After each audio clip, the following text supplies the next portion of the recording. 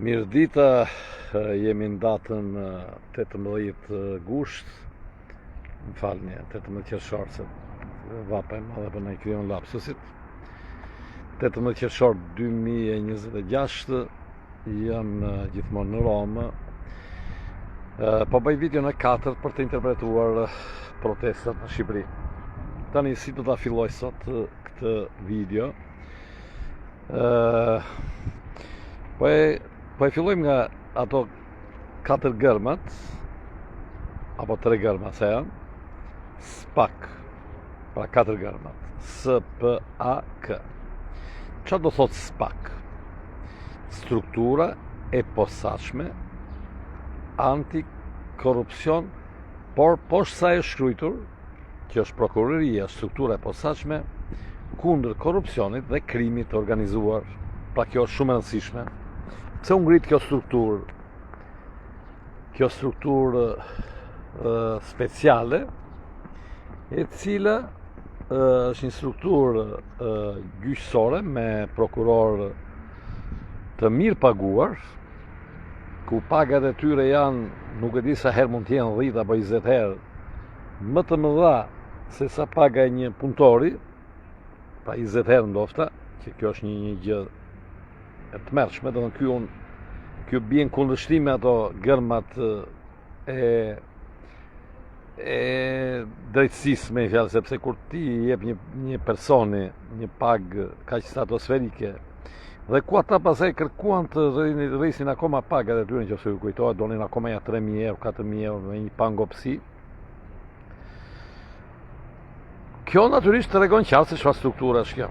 Kjo strukturë është e mbështetur nga Europa, nga Amerika, nga agjencitë ndryshme të ambasadave tuaja, pra agjencitë qeveritare, siç janë ato që kalojnë përmjet ambasadës amerikane, ka qenë USAID, apo të Zvicrës, apo të Suedisë, apo të vendeve tjera, Hollandës, se kujtun gjitha këto.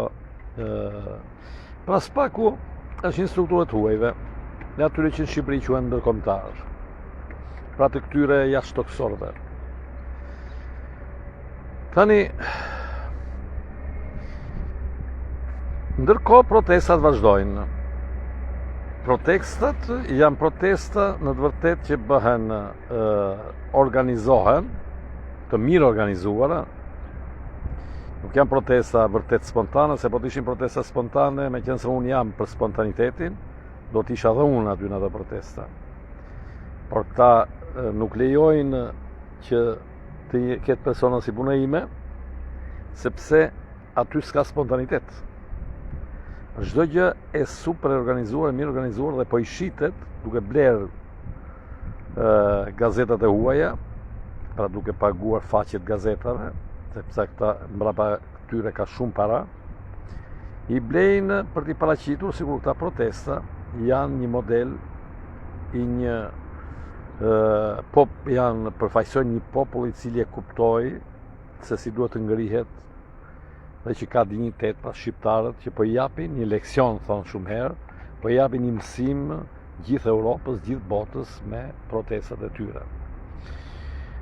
Ashtu si në armët kimike, në 1990 ka qenë ndryshe, në 1990 ka marrë pjesë gjithë njerëzit, si në armët kimike apo lëvizjet e studentëve, dhe këtu nuk pranohet në protestë mosha e rritur, pra do të vënë, ka një kufitësi për mosha, që është 20 vjetëshi, edhe mund të shkojnë në protestë, që ai fëmia sa ka lindur, që mund të jetë një ditë, e çon protestë, dhe i tek 20 vjeç, të tjerët nuk lejohen në një farë mënyrë në protestë. Ose nëse janë prezent, janë shumë pak. Pra çfarë po ndeshen në këto momente? A janë vërtet protestat, si thonë këta protestat, ta i quajnë protestat të shqiptarëve, Shqipëria e shqiptarëve, vegetatarëve, etj. A janë protesta për ta rrugulluar Shqipërinë këto? Absolutisht jo. Në mënyrë absolute jo. Përkundrazi, janë protesta që kanë për qëllim ta ristrukturojnë qeverisjen e Shqipërisë në favorin e pushteteve globaliste, ndërkombëtare, internacionale, në favorin e multinacionaleve. Këtu po ndeshen SPAK-u, pra SPAK-u është ajo partia politike kryesore ku ka dalë populli i tyre, nëpërmjet OJF-ve, nëpërmjet gjitha agjenturave të ndryshme, të shërbimeve sekrete, të cilat, domethënë këto forca po krijojnë një mish njerëzor, që tu ai të bëjë ato protestat e bukura, thonë sa bukur, shohim bukurinë me fjalë, sa djem të rinj, duhet ta marrë rinia në dorë, ta marrë ajo se ajo është e ardhmja, por kemi parasysh që rinia, ato lëvizjet rinore, ato pikërisht na kanë shkatëruar deri këtu. Sepse lëvizjet rinore s'kan dashur të pranojnë prindrit e tyre që kanë eksperiencë më shumë se sa kalamajnë. Pra këto janë lëvizje kalamajnshë, sepse kalamajnët janë më të manipulueshëm, por pjesa më e madhe e tyre janë mercenarë. Çdo organizëm ekonomik, qoftë ato ligjor, legal, që veprojnë sipas ligjeve, qoftë ato që veprojnë në mënyrë jo të lishme, krijojnë gjithmonë skuadra njerëzish, mercenarësh, bodyguardësh, kujtun shoqëruesish, që për t'i hapur rrugën asaj aktivitetit tyre ekonomik, financiar, politik, kanë nevojë për njerëz. Dhe pushteti krijohet o prej paras, o prej njerëzve. Pra ka pushtet ati ku ka para, ka pushtet dhe ati ku grumbullohen njerëz. Në Itali thuhet peza che si organizza, me peshon ka pesh vetëm ai që organizohet. Organizimi fillon nga 3 veta. Që nga 3 veta që se organizohen, ka një pesh politike mbi të tjerët, mbi shoqërinë. Këtu tani po e zbërthejmë dhe pak atë fjalë dhe njëherë tjetër fjalën SPAK. Struktura e posaçme kundër krimit, kundër korrupsionit, kundër krimit të organizuar. Kur e krijuan këtë strukturë, detyruan gjithë parlamentarët që ta votojnë, detyruan dhe Ilir Metën, që ishte kryetari i parlamentit, që të mbledhte të garantonte 140 votat e parlamentarëve. Dhe mbasi Ilir Meta e bëri këtë, e plasën në burg, me vite më mbrapa, e kanë bërë të sopel kur, e torturojnë në burg. Dhe nëse e keni parasysh, kur shkojnë në dekën e babait, nuk ishte në gjendje të thoshte një fjalë. Mendo ku reduktuan. I hoqën drejtën e ajrit, i hoqën drejtën e diellit, i hoqën drejtën e elementeve natyror të rëndësishëm për ekzistencën e njeriu. Pa i hoqën dinjitetin. E shkatërruan. Atë, po kështu Adriatic Lallën, të cilin e detyruan të largohet, dhe për fat Italia nuk po ja dorëzon Shqipërisë, fat i madh. Unë jap në kjo video jap solidaritetin dhe përkrajen më të pa kushtëzuar pas një lloj interesi Adriatic Lallës, sepse kam dhe nga zona e Gramshit, dhe i quaj dhe personat më me dinjitet që kanë zirë Shqipëria. Adriatic Lalla është vërtet njeriu, jam krenar që jam nga Gramshi dhe që Gramshi kanë zirë një person si Adriatic Lalla. Person me dinjitet dhe pranoi gjithçka, vetëm që dinjiteti nuk e shiti. Nuk e negocioi dinjitetin Adriatic Lalla. Pra, kjo struktura tani çfarë kërkon? Këto pjesa jo e lishme shqiptare, e cila shumë e madhe, për shkak të sistemit. Kalojmë nga komunizmi në këtë kapitalizmin, dhe gjithçka pjesa më e madhe ka qenë informale në Shqipëri. Nuk ka kaluar nëpërmjet regjistrimeve. Njerëzit nuk i kanë paguar rregullisht taksat, normalisht. Domethënë pjesa informale në Shqipëri e kalon pjesën që ka kaluar nëpërmjet regjistrimeve, nëpërmjet deklarimeve, nëpërmjet anës lishme. Pjesa informale mund të jetë 60% në Shqipëri, mund të jetë 70%, nëse e marrim si akumulim historik që nga 90-ta deri tani sasia pesha që zë në jetën e Shqipërisë, informaliteti në kuptimin pa i shnuar, pa i regjistruar gjërat, që nga viti 1990, po të mbledhësh, mund të jetë tek mbi 50% sigurisht, pra mbi 70%. Këta tani ka ardhur koha, këta deri tani e shfrytzuan. Kush janë këta? Ata që bëjnë shkatërimin nëpërmjet ligjeve, ata që thonë zbatimi ligjeve, këta të spakut pra, e më thënë me pak fjalë, ata që prodhon spakun, të cilët thonë shteti ligjor, që duan të bëjnë një shtete duan të bëjnë shtete me ligje, por ku njerëzit jenë sklevër. Dhe këta çfarë bëjnë për të arritur atë procesin e tyre, përdorin korrupsionin, përdorin dhe krimin ose krimin e organizuar, si që quhen këta. Pa këta krim të organizuar quhen dhe kur 2-3 veta gjenja 2 mesazhe WhatsApp dhe kanë bashkëpunuar për shkak për shitur cigare në kontrabandë, quhen krim të organizuar. Për të shitur raki, alkool, për shkak të të shesësh, e kujt diun. Pa kjo punë e asociacionit e krimit të organizuar është më shumë propagandë se sa korrespondon me, domethënë më shumë perceptuese tek njerëzit, lozin me perceptimin. Pra këta si e bën, si arriti dominimin Amerika, Europa, NATO-ja, këto organizmat kryesore pra të Izraeli, po themi, si arritën që të deportojnë në Shqipëri. Deportuan nëpërmjet korrupsionit dhe krimit organizuar. Futet fondacioni Soros, po themi 1992-93, e ka futur Sali Berisha, fondacioni Soros. Ku do mbështetej fondacioni Soros? Për ta zgjeruar aktivitetin e tij, për të deportuar tek ekonomia, tek politika, tek financa, ta merrte që ta marrin në kontroll. Për të deportuar të shoqëria, tek unë nuk e bënte dot, sepse unë i merrem me matematikën, nuk i shisja formulat e mia, nuk i lë formulat e matematikës dhe fizikës, për të bërë mercenar i Sorosit. Këta gjithë të fuqishmit, gjithmonë kanë ushtrinë e tyre private mercenare. Këtë gjithë. Pra ku mbështeten ata dhe njerëzit me karakter më të thyshëm, pjesa intelektuale shqiptare, cilët thanë nuk duan të shesin banane, po bëjmë shërptorin, bëjmë spionin. Gjithë këta me në krye Ismail Kadaren, i pari në listë është Ismail Kadareja, pastaj ke Spartak Milon, Edi Ramën, një listë e madhe ku bëjmë pjesë të gjithë e regjistrojmë me vrapë të fondacionit Soros, por pastaj edhe fondacionet e tjera. Ishin kjo pjesë e shoqërisë intelektuale dhe pjesa tjetër e asaj pjesët shqiptarëve të cilët duan të pasurohen shpejt, asaj që ne e quajmë malavita ose e quajmë krimin, bota e krimit thonë këta. Ta u mbështesën tek të dy. Ajo është shoqëria e botë e krimit, në vërtet është ajo ekonomia shqiptare e keqe apo e mirë, është ajo. Ajo është sepse është e lidhur me informalitetin, është ajo që në një farë mënyrë i ka mbajtur njerëzit me bukë. Ka patur shumë probleme, janë vrarë njerëz me një tjetrin sa të duash probleme, dhe është pjesa tjetër multinacionale e spakut, pra kjo e ndërkombëtarje, i cila jo vetëm që nuk ka prur asgjë në Shqipëri, por vetëm ka marrë. Duke përdorur korrupsionin dhe duke përdorur krimin e organizuar.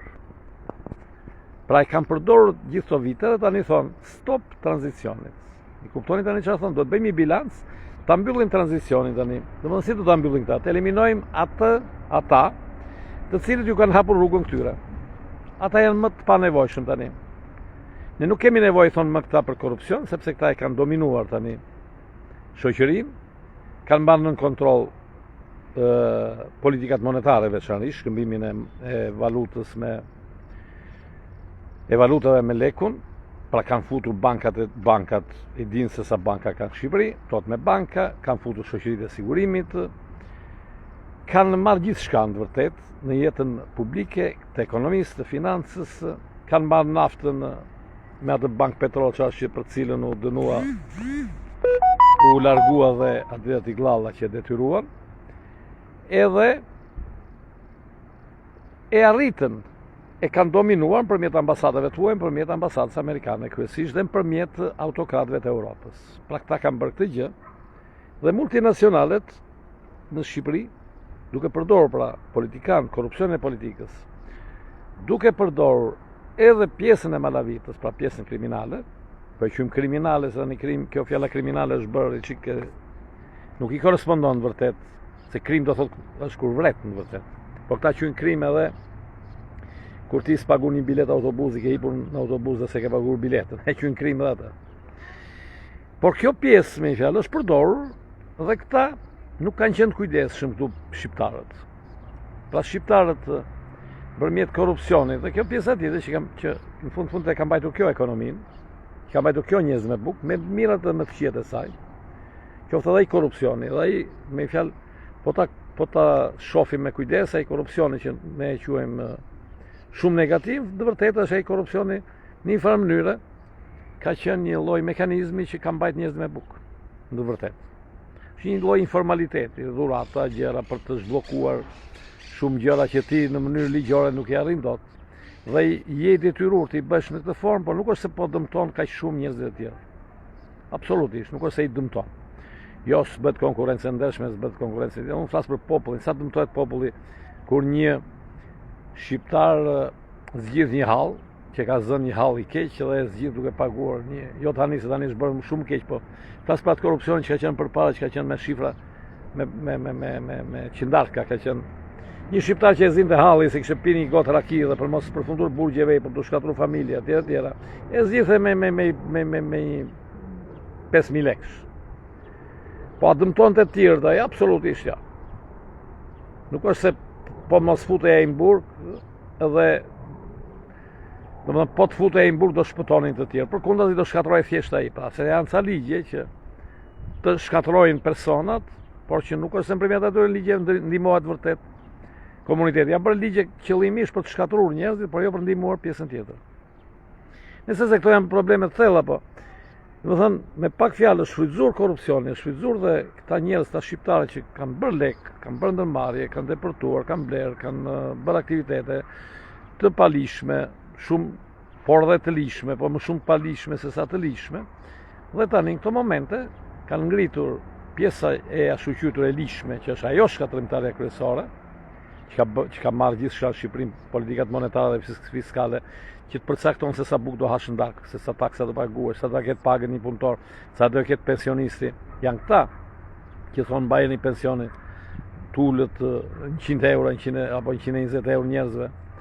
Është kjo pjesa ligjore që bën presion. Nëpërmjet Europës do futeni në Europë, fluksi kapitaleve të jetë i pakontrolluar, valutat zhvesura në fund që emigrantët ju vjedhin gjithë aparat, e tjera kanë bërë këta të lishmit këtë gjë.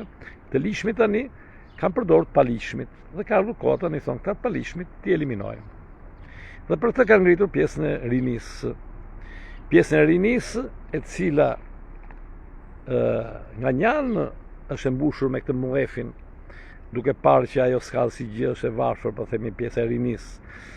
Ju e keni parasysh kur rinia që është në moshën e këtyre që dalin në protestë, kur shkon në shtëpi në darkë, shikon ku e ka portofolin mami, ku e ka babait i madh i fshehur në një 10 eurosh t'ja vjedhi, sepse akuzon edhe prindin e tij që është koprac, nuk i jep para, që abuzon etj, sepse është një rini e cila e ka mendjen tek qefet, e ka mendjen tek puna, se ka mendjen fare tek puna, s'do të punoj.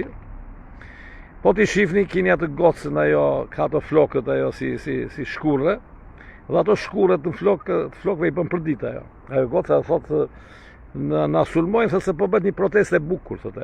Ajo lidhet vetëm, na tregon vetëm bukurinë e protestës, po jo përmbajtjen e protestës. Se çfarë ka protesta. Pra këtu jemi pa një problemi shumë të vështirë. Domethënë, nëpërmjet SPAK-ut këta duan dhe unë nuk e kam lexuar akoma, po më tha vajza që kanë bërë një operacion kundër Samir Manës, apo Zamir Manës si e ka ai.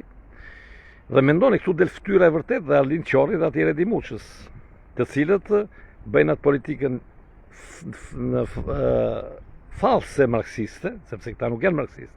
Se po të ishin marksistë, këta duhet të ishin kundër kapitalit në përgjithësi, po këta janë kundër kapitalit shqiptar. Domethënë këtu lufta po bëhet tani që të eliminojmë gjithë shqiptarët. Ta dini këtë. Quhini të lishëm, quhini urrejini sa më shumë shqiptar. Pra tani po krijohet një urrejtje për shqiptarët, dhe nuk është kota Shqipëria e shqiptarëve, vdekje e tradhtarëve, domethënë po konsiderohet tradhtar çdo shqiptar i cili ka pranuar korrupsionin si mënyrë e qeverisjes, dhe çdo shqiptar që këta e kanë pranuar pothuajse të gjithë shqiptarët që kanë mbrojtur, që janë interesuar për interesin e qoftë edhe të familjes tyre, po familja tyre është gjithmonë shqiptare në fund fare. janë kufizuar ndoshta të interesi familjes, por flasim për interesat gjithmonë të shqiptarëve. Përmjet korrupsionit, një ka dhënë, një ka marrë, se korrupsioni është ai që jep dhe ai që merr. Këta janë tradhtarët, sepse na kanë tradhtuar, dhe pjesa tjetër pasaj e krimit, e atyre që kanë bërë aktivitetet palishme, që s'kan paguar taksat, që flusin para fshehur në mënyrë palishme, që janë përdorur pra prej këtyre pushteteve të forta, prej bankierëve, prej Fondin Monetar Ndërkombëtar, Bankës Botërore, Ambasadës Amerikane, kujtun, fondacioneve, OIQ-ve, pra prej multinacionaleve. Gjithë këta tani dhe ngrejnë e ngacmojnë popullin, këtë popullin e ri, popullin e rinis, ato servilët e tyre, në fund fare njerëzit e paguar prej tyre, që të dalin si të acaruar, dhe thonë që këta janë tradhtarët, pra Samir Mane është tradhtar, po do dalin tradhtar dhe një baris i vogël shqiptar nga dalë. Keni pasysh dhe një shqiptar, i cili me sakrificë ka ndërtuar një aktivitet të në barë që ka marrë dhe në punëtor, e ka shfrytzuar, jam dakord, duhet të luftonin që mos e shfrytëzonte, u bë kjo gjë tani do ishte më mirë të luftonin gjithë bashkë kundër shfrytëzimit të punëtorëve, do ishte shumë më mirë se sa të luftojmë kundër shkatërimit padronëve, se këtu po luftohet kundër shkatërimit padronëve. Që padronëve, nuk po thënë padronëve të mëdhenj, po padronëve që këta i quajnë shqiptarë, që na kanë vjedhur, që janë të korruptuar, pra kundër Samir Manes, po themi. Po jo vetëm kundër Samir Manes, kundër dhe një të vogli që në një lagje të Gramshit. Në një lagje të Gramshit, i cili ka shitur ca kafe aty, ka bërë ca kafe, ka bërë ca mish pjekur. Dhe që këta e shohin që ai pas ka blerë dhe një shtëpi, pas ka diçka, dhe mezi presin që këtë shtëpi këta t'ja marrin, këta ushqirit e mëdhenj. Dhe të tilla janë protesta në Shqipëri, nuk ka bukurin këtë protesta. Këtë protesta nuk janë protesta vërtet që janë shprehje një kontradikte, si thuaj, sociale në favor të njerëzve të shtypur. Këto janë protesta në favor të shtypësve më të egër që mund të ekzistojnë sot në rang të planetit. Pra këta njerëz, këta çuna të rinj që janë në përsheshe, këta po i shërbejnë pikërisht kësaj. Do të thënë duan shkatërimin e Edi Ramës, që duhet shkatërohet, unë jam shumë dakord, duhet të rrëzohet, pa diskutim, nuk e dua se Edi Rama e pruri deri këtu, bashkë me Sali Berishën, bashkë me të gjithë. Gjithë bashkë e prun deri këtu të sistem, dhe ky sistem tani ka hyrë në këtë krizë. Këta duan tani, por këta nuk kërkojnë ndërrimin e sistemit, se forcat janë tre. Forca kryesore është NATO-ja, Europa, Amerika, Izraeli, kjo është forca kryesore, që kjo që konsiderohet forca e lishme, që na ka marrë gjakun me ligje, në mënyrë të lishme, si pas rregullave gjoja të tregut me kërkesë ofertën, po gjakun kryesor na e kanë pirë këta. Këta na kanë pirë 90% gjakut. 10% gjakut pastaj këta kanë lejuar të na e pinë këta tanët. Që janë politika, Sali Berisha, Edi Rama, gjithë parlamentare që janë aty, e zyrtar, që na kanë pirë 10%, ama ne tani këta po sulmojnë 10%-shin. Dhe pjesa tjetër e shqiptarëve që në 90-ën menduan se duhet bërë para në çdo mënyrë, edhe në mënyra sa më të fshehta, që mos pagunin taksa, të bënin shtëpia, të bënin vila, ku diun, të hapnin punëra, sepse mendonin kapitalizmin në këtë mënyrë, mendonin një kapitalizëm të lirë, një kapitalizëm pa detyrime, por vetëm me avantazhe, dhe kemi arritur këtu. Ky 90% që është ligjori, që ka forcën tani se ka spakun me vete, kërkon të vërtet të eliminoj këtë 10% në shqiptarëve të pasur. Edhe i shqiptarëve të cilët këta i kanë patur bashkëpunëtor deri tani për të arritur këtë, dhe rezultati këta do marrin 100%, edhe neve çfarë do kemi në fund fare? Ne do kemi humbjen totale të lirisë. Pra kjo është ajo që po ndodh. Sipas si e shoh unë, dhe unë nuk jam një person që kam marrë pjesë në një protestë.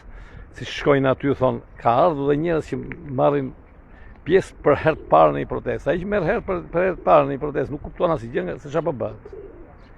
Po ti shkojnë ti pyesin shumica që kanë vajt për herë të parë, për çfarë jeni këtu, nuk e din. Pra ti nuk e mëson dot kur merr pjesë me vite dhe nuk e kupton se çfarë po ndodh. Më e mësove ti dhe vajt e herë. Unë ju flas sepse për sa i përket manifestimeve, jam organizator i qindra që nuk numërohen manifestime në mbrojtje të drejtave të emigrantëve. Pra, kjo ka qenë linja e shoqatës Iliria. Domethënë, i bëj këto video për të prur eksperiencën time. Pra ky e shqytur i revolucion, si ju ngjan aty revolucione kineze, të revolucione kulturore kineze, që ti marrin t'i vrasin njerëz apo të thirret në revolucionin francez, të ati Maratit apo tjetrit që na duhen 100.000 kokat prera t'i presim, t'i vrasim. Edhe këtu është e njëjta gjë. Thirrja është Beishamburg, Ramamburg, burgosi njerëzit, Spaku. Domethënë gjithë të rrethuar rreth Spakut, që Spaku të spastroj shqiptarët, kryesisht Spaku e ka me shqiptarët, nuk e ka me tuajt. Ata shqiptarët të cilët kanë qenë bashkëpunëtor të këtij sistemi kriminal neoliberal që ka sjellë të krizë kaq të vështirë. Cila është zgjidhja? Zgjidhja është jo të ngrihemi me Spakun. Zgjidhja është njerëzit duhet ngrihen, duhet bëjnë proteste nga poshtë lart, jo nga lart poshtë. Nga lart poshtë nuk konsiderohet proteste. Drejta e protestës ku ka lindur si protestë nga poshtë lart. Protesta duhet të jenë nga poshtë lart, i varfri kundër pasurit, i varfri duhet ngrihet kundër Spakut. Duhet i pari me fjalë objektiv që duhet ngrihen njerëzit është Spaku. Duhet ngrihet që Spaku mos burgosi njerëzit e pafajshëm. Në gjoja, në pretekstin se po bën drejtësi. Të kërkojnë lirimin e të burgosur, para burgosurve të paktën. Të gjithë ajo masë e para burgosur duhet lirohet, që është e pafajshme, koeficienti mund të jetë 2/3 të paktën të pafajshëm, të dalin që t'i bashkohen kësaj rezistence. Siç është bërë gjithmonë. Gjithmonë kur janë ngritur rezistenca që kanë qenë, po i quajmë revolucione, janë liruar të burgosurit. Tu po bëhet e kundër, thotë burgosi njerëz. Pa i burgosi duhet të është aleati sepse ai aty është hequr liria. Ai është aleati në kohë krize, në kohë krize të thellë.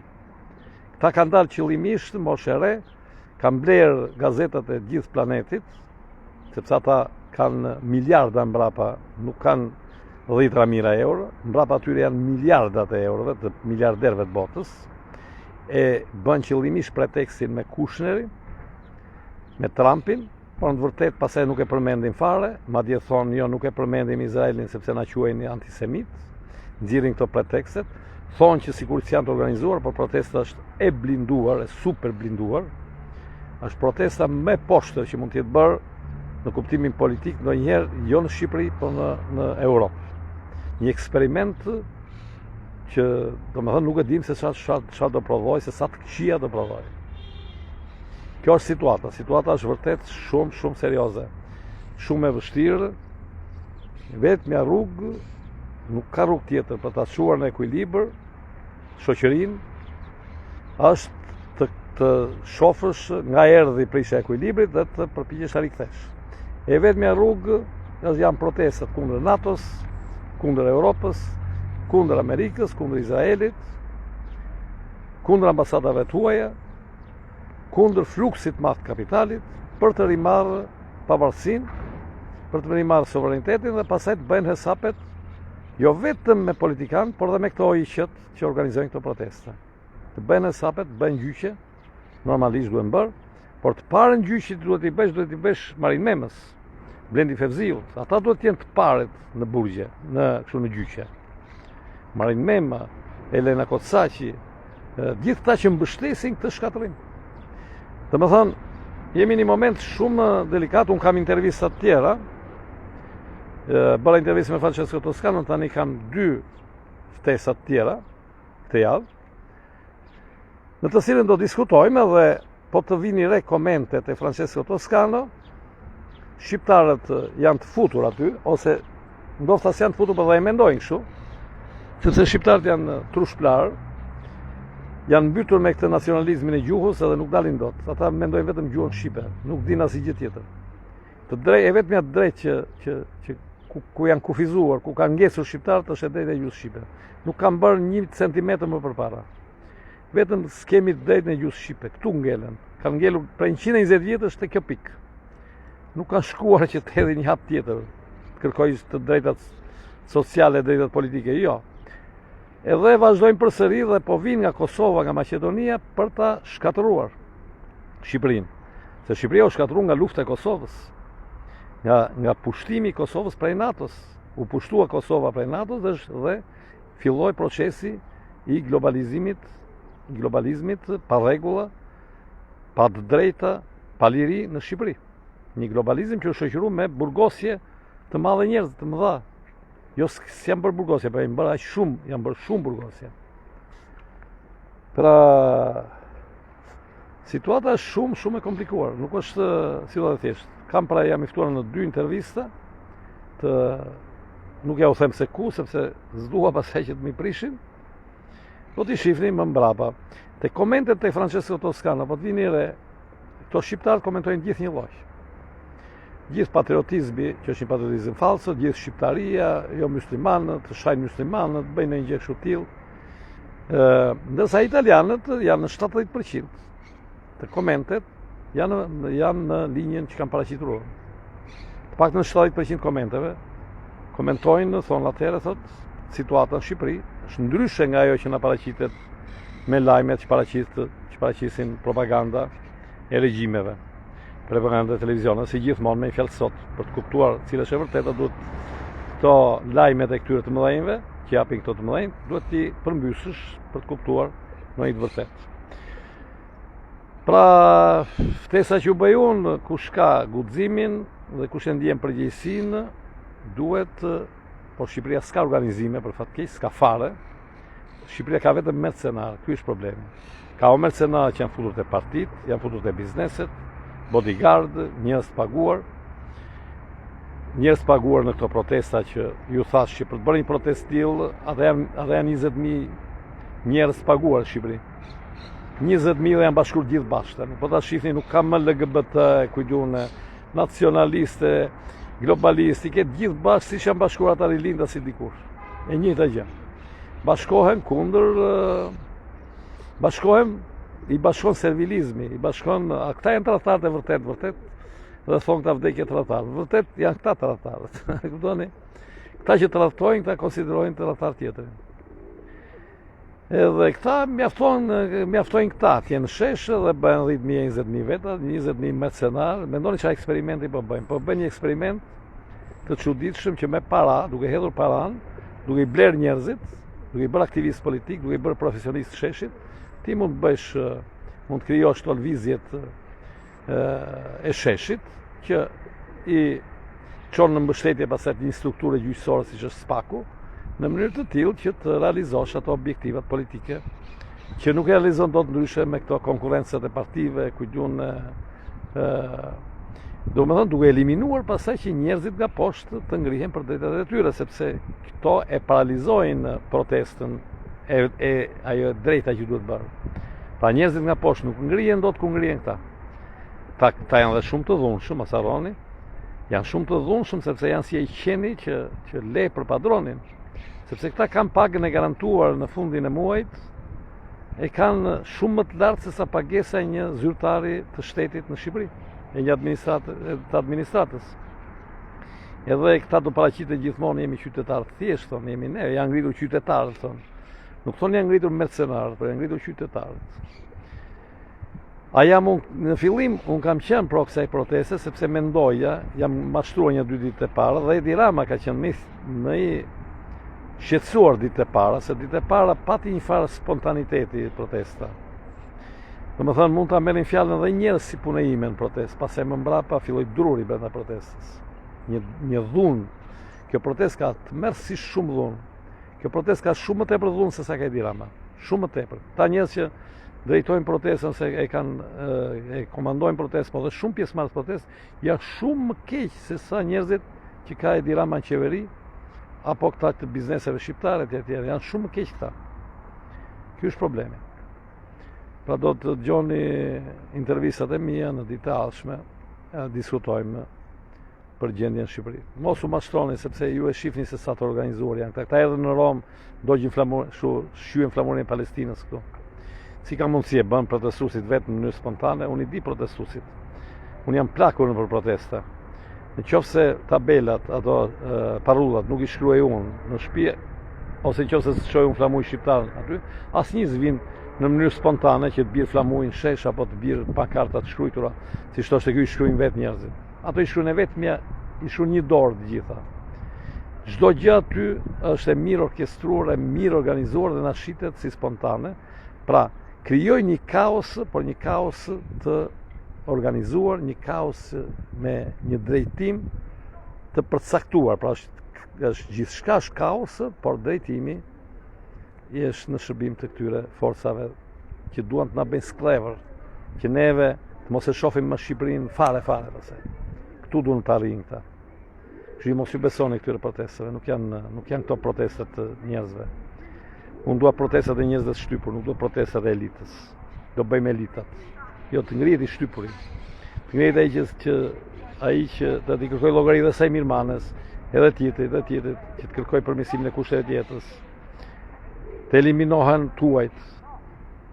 Protestat do të jenë, u thash edhe një herë, kundër NATO-s, kundër Europës, kundër Amerikës, kundër Izraelit, kundër fluksit, kundër miliarderëve. Qofse protestat nuk janë të tilla, ato janë kundër nesh. Në shkuptim ka tani, një protestë që bëhet me flamurin amerikane, me flamurit amerikane të Europës, se kujtun dhe që nga proteste jonë, mendoni kështu? Gjëmi video rashme, miru pafshim, kalofshi ditë mirë, miru pafshim.